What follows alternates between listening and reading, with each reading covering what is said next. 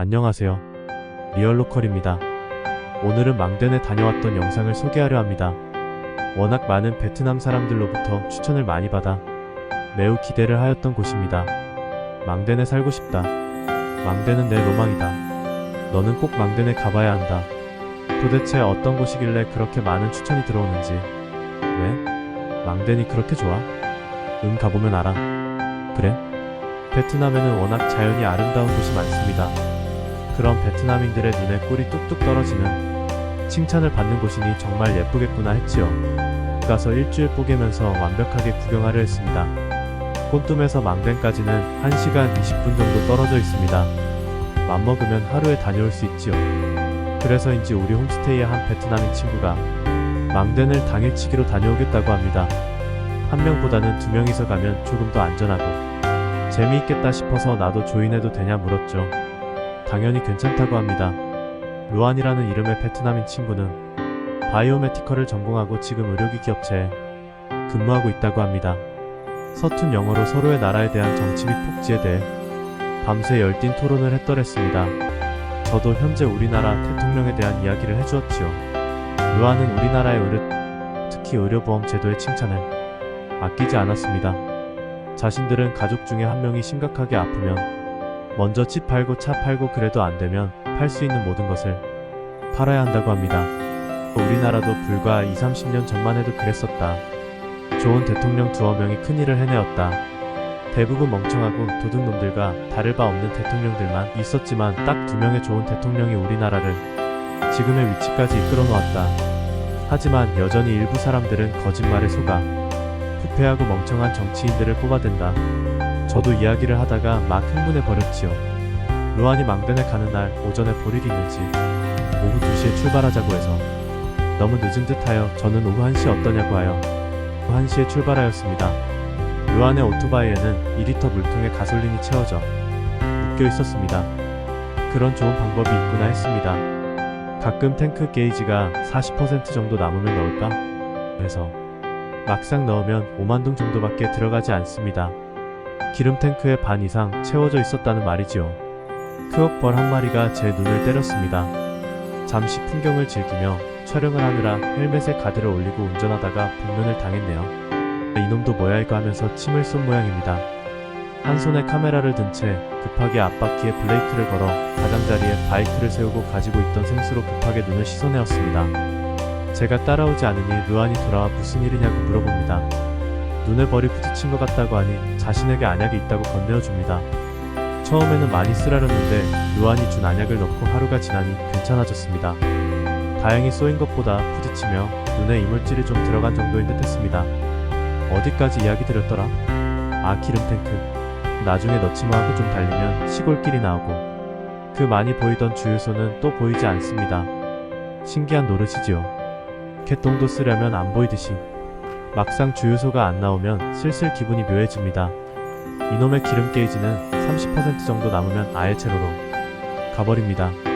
그럼 얼마 남았는지 알 수 없는 상태로 미친듯이 달려가 보는 거지요. 실제 경험해보시면 기분이 매우 짜릿하실 겁니다. 만약 기름이 없어 멈추면 어떻게 될까요? 뭐 별로 큰일은 없습니다. 누군가 나를 도와줄 사람이 지나갈 때까지 40도 넘는 땡볕에서 기다리며 지나가는 사람들의 도움을 받기 위해 손을 흔들어야 하지요. 만약 바이크조차 자주 다니지 않는다면 땡볕 아래서 바이크를 끌고 가야 하지요.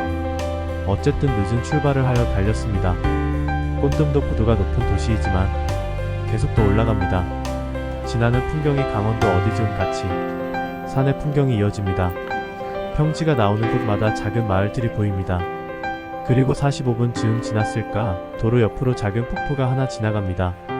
제가 체크포인트를 찍어놓은 장소입니다만 루안은 그냥 지나치네요. 현지인이 지나치는 거라면 분명 별거 없다는 것일 테지요. 오늘은 루안의 루트를 따라 가보자는 마음으로 뒤따라가고 있습니다. 그리고 1시간 즈음 가니 제법 웅장한 넓은 분지가 보입니다. 베트남 사람들이 의외로 많이 서서 이곳을 구경합니다. 어떤 베트남인이 제게 뭐라고 말을 걸었는데 저를 베트남인으로 착각한 줄 알고 그냥 영어로 I don't know 베트남이지 하고 말하니 우하고 그냥 가네요. 나중에 루안이 말해줘서 알았는데 여기는 촬영을 하려면 2만 동을 내야 한답니다. 즉 사유지라는 거지요. 저는 멍청한 외국인이기 때문에 그냥 간 거랍니다. 예전에 한 사원에 들어가는데 입구 양쪽으로 매점이 있었습니다. 매점 주인이 저보고 뭐라고 마구 외쳤는데 저는 그것이 늘 있는 물건 판매하려는 것인 줄 알고 무시하고 들어간 적도 있었습니다. 이렇게 실수를 할 때가 있습니다. 루안이 그 사람은 여기 가드가 아닌 듯 했다. 괜찮다. 우리가 럭키한 거다. 라며 웃습니다.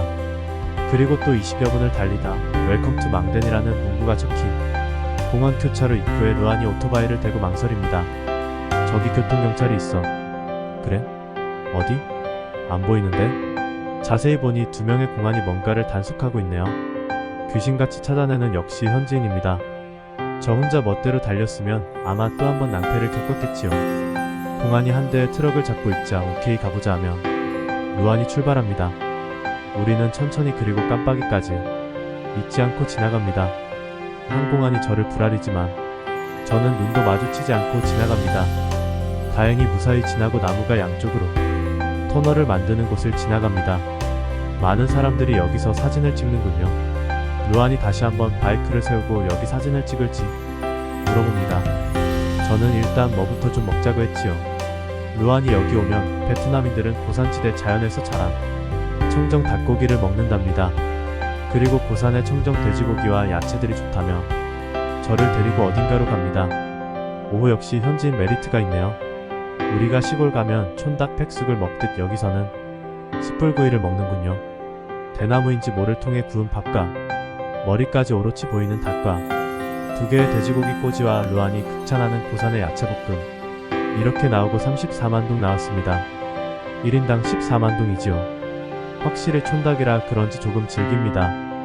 닭을 여기서 너무 자주 먹어서 물려버린 저에게도 꽤 맛있었습니다.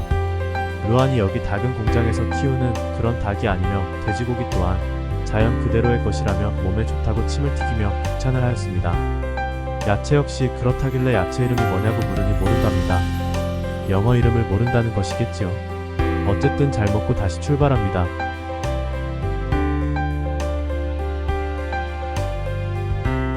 이곳에 조금 특별한 성당이 있다고 하여 그곳으로 다시 달렸습니다. 제가 저번에 바나족에 대해 간단히 말씀드렸지요. 이곳에도 바나족의 영향이 있는지 처음에는 성당이라고 생각하지도 못한 모습이었습니다. 제가 여러 번 보았던 마을회당 같은 모습의 큰 건물이 성당이더군요. 그리고 이곳이 크리스찬인지 카톨릭인지 모르겠지만 성모 마리아의 동상이 있었고 그곳에서는 매우 성스러운 느낌으로 기도를 하는 베트남 사람들이 있었습니다. 아무 생각 없이 정자에 올랐다가 기도 소리에 놀라 뒷걸음으로 피해 얌전히 옆에서 촬영을 하였습니다. 종교의 영향은 정말 대단하군요.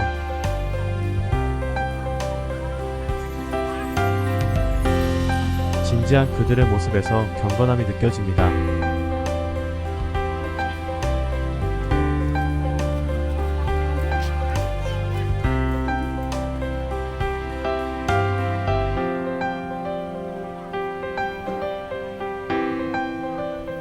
꽃들이 만발하군요.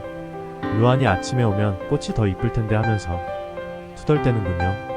루안도 사진이 취미라 아쉬워합니다. 이곳의 입구에서 솜사탕과 장난감을 파는 오토바이 노점이 하나 있었는데 스피커로 뭔가를 계속 틀어대는군요. 근데 같은 소리가 자꾸 반복되는데 그 말 중에 한국이라는 단어가 들어가 있군요. 간판에도 분명 한국이라는 단어가 베트남어로 적혀 있습니다. 궁금해진 저는 루안에게 저게 무슨 소리냐?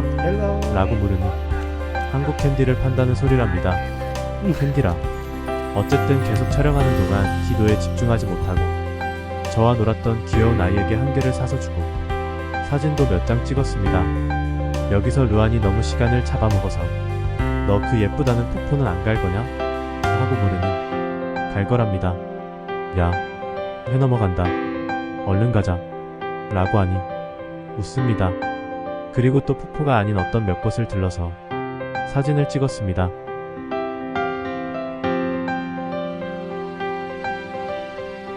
여기서 제 사견을 하나 붙이자면 여기 망대니 제주 느낌이 많이 난다는 겁니다. 기온은 바닷마을보다 4도 정도 낮은 듯하여 쾌적하고 꽃이 많으며 소나무가 보이고 제법 잘 꾸며진 작은 소도시. 심지어 제주 투어 버스까지 한 대 보았습니다. 코로나 기간 2년 동안 제주에 살았던 저로서는 이곳 망대니 특별하게 느껴지지 않는 이유일지 모르겠습니다. 우리나라의 강원도 어디쯤에 서귀포시를 옮겨놓으면 딱 이런 느낌이려니 싶었습니다. 영상이 길어지니 망덴 2편을 만들어 보겠습니다. 두 번째 망덴의 영상은 망덴을 다시 가서 더 촬영하고 영상을 보충하여 올리겠습니다.